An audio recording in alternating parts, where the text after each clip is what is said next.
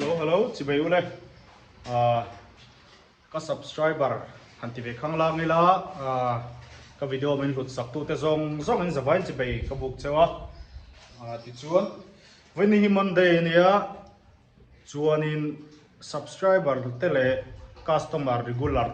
regular thì mấy là cái customer te ta na thu lỗ mồm em mấy các ron khen don chơi ni chú kan menu tle ma zong kan siam rema tin regular customer te tan ham thatna kan siam boka chung zinga chuan regular customer te tan ham thatna big chu nakina video top lama kan soenga ti chuan kan menu siam danglam zinga ma in zomato achi in da heta te vula te pohin event haise tiang chi kha request om thina customer te feedback khatiang vela tang khan om thina tuna hian chu kan ti ro tling ta kan thali bi khi helai kan restaurant a hian a I thei to chu voini tang he kan mang thana chu karon sil ma saber choni nang mani in van nei khop bai ti chuanin chung zinga chuan kan inthia kan soyang kan ti danglam tlem kan siam rem zinga chuan tuna hian Chinese beef thali order aron hala ei ma sabera ni don boka ti chuan kan la langa chumi chu kan siam lai te chuan intiang nge almanza te po kan en tura nga ila ti chuan a hlok in tiem tilovem ron ei ta ula in puar ngem puar lo ngem ti zong zong te kha in lo sei don ni ti chuan puar ta ula in e ka tam phang em ka tiang song song te po kha kan tiam thu ve loi ni kha ti chuan tu nen order om me ka ai tu tu ten in chunga min hak to chu wang kan siam zung zung nga ai tu ten lo ri tram tu ngan lo phun chi rang ti lo ma chu wangin mel thalo chung chung ka ron lang ve ni e hei form po halawa tu na hang ka chuak zuwa ya ka le ta hei order lo hala sakten siam hal ro atia siam hal ni ti chuan chu zinga kan order dai zinga pakhat kan khoi lai ka ron ti lang hal do na ni kan en ha lang hei kan thali plate tur ani a ti chuan hei koruk lai o mani a zawai ha koruk lai o ma heta mi hi naga chutney ni a hei thak o vara chu wang kan ba tam lu tuk lawan ei zawai lawa lo vela naga chutney ron order ho ko hian ti chuan heta hian switch te oma hei apat aum boka ti chuan ta hian rice te kan danga ti chuan ta hian sa te thil dal piang chi te kha kan da do na ti chuan hei hi amanza chu kan siam zo huna kan da kim vek huna kan soyang van nuam do ne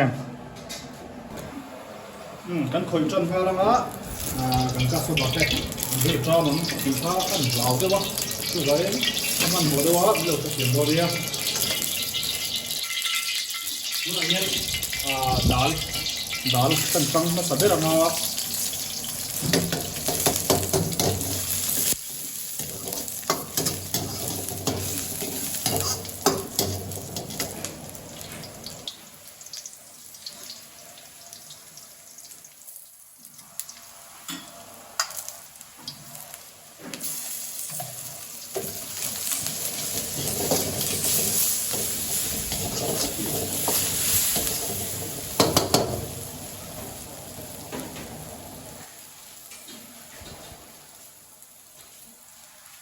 hi anh sa tiết kan suma anh kan ha anh sa mà sẽ cần sa anh đâu cần hui đâu rồi tiết cần phẳng chale à ta nấu xong đi cả thì như ta chuan tùy đàn ver tu ni lem đâu tu đàn ta cả chuan tùy đem cầm đi là tùy bera cái hành gì ha tùy polok lo vila ada lah kan kang do sa de la tiang han tui bera maro chu ke ni a chuan maro sa ti na ka ti han ti ka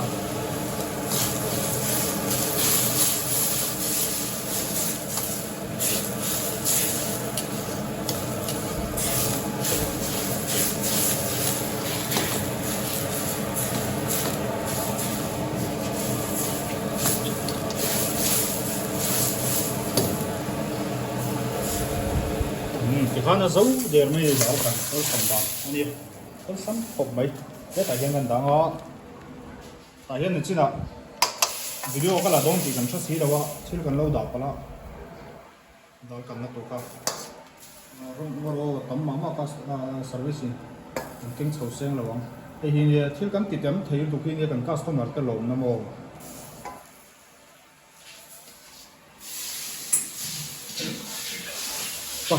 bắt chung cho ông đó thì chúa bông sa thế là khá cần xiêm luôn cũng là hiếm và sen như thế hàng cần bùi sa mặt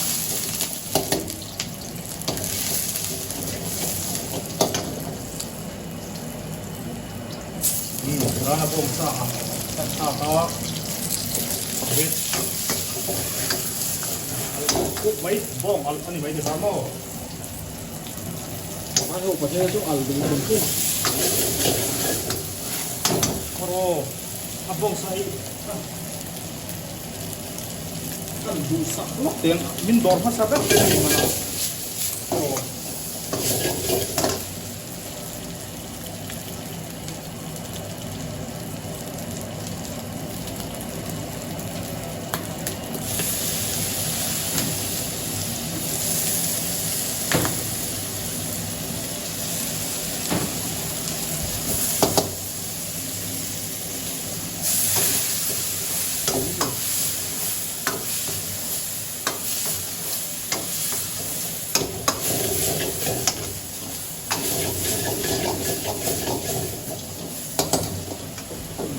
ayo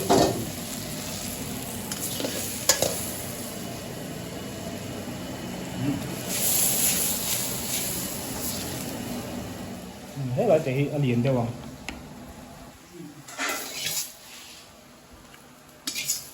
hiu hiu chuan tại hiện French fries cần đá để thôi đi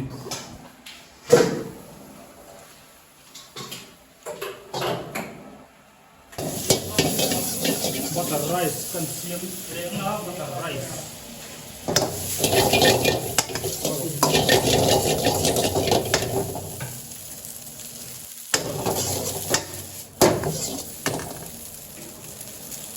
đây butter rice bukan ya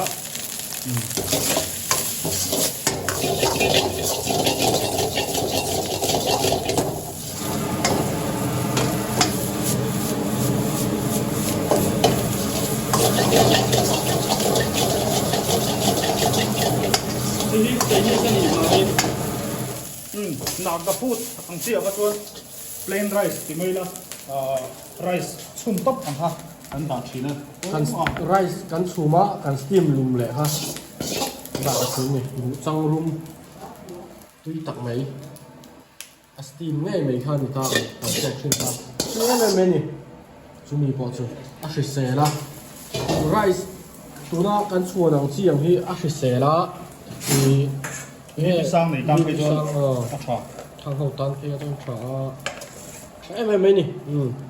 chỗ này hi French fries anh ta French whole fries thì na nè alu nè thì hiện anh em ula ăn lộc in tiệm thì hiện zali songa man anh đi thì hiện thiếu đang order bel hi angai to lo sim sima chan chu trong hệ thì hiện là kim veka sa uma trong tour thế này mà chuan mar cha te chom chikim khop mai heng ho han ei vek nuai ani ka ti tuina tur om le ta dessert tiếng chuan ya zali songa man ania ngei ta mà se in ron tem phot lo chuan man za ka tau chuti khati han ti kha in tan anuam lo mai theya man za te han tha chiang ula in rin ai lo to lo view mai thei nia in ron ei ve ngei do nia ti chuan customer regular te ta na thatu ham that na kan soi vele thungang ole ti chuan hei hi customer te ta ra ham that na tur chu ania hei hi thathum chung adama hemi ka thi in ron chau chuan hei heta achunga in ziang hian kan lo pe don cheu ni zaliman chunglam pangmin dor ho big tan ti chuan voi thum in ron kalna adet kha kan zia khlap thlap anga hemi bial chunga hian ti chuan voi thum in ron kalna khan mocktail pakhat free don ani awan thado ne ron kal tho tho si ti free lo wai chuan awa tha em ti chuan in avoi nga na hian starter pakhat starter kan tia chuan chili potato tiang chi te french fries kan ti te khang ho kha a free don ani wa han tha em ti chuan heta a chho zela pasari na hian voi ngai nong kalna starter ani nga voi sari in nong kalna chuan in main course main course kan ti chuan in khatia ang ngoro kan enang hei hetami ang hi ani dona ti chuan hei hetami te po hi telvek theiang chu thil pakhat in du hi in ai thei don ani ti chuan heta hian han le de lokila starter ni china ka soi kha starter free kha voi nga na starter free don kan ti kha appetizer ti hi ani dona heng ho hi french fries crispy corn chili potato fish and chips heng ho hi a free thei don ani ti chuan in thathum chung veka voi kwa non kalman ani chuan in hei heta hian a to ber mi one free special ti hi free thei dona enge one free special kan ti chuan hetami special ti in zia kami in line thla ho hi ani dona hei aman po u chal to khop maya dong ngei turin heng hi free ngei thei turin ron kal ve ula ron chol ula ron ei ula kan thil siam te a tui lo te po in ron te sanga kan valom don em ti chuanin or thil order du te ka tiang vel te in lo nei pe chuan hei heta hi Instagram lo ma hian abiak thaya ti chuanin Zomato apo kan oma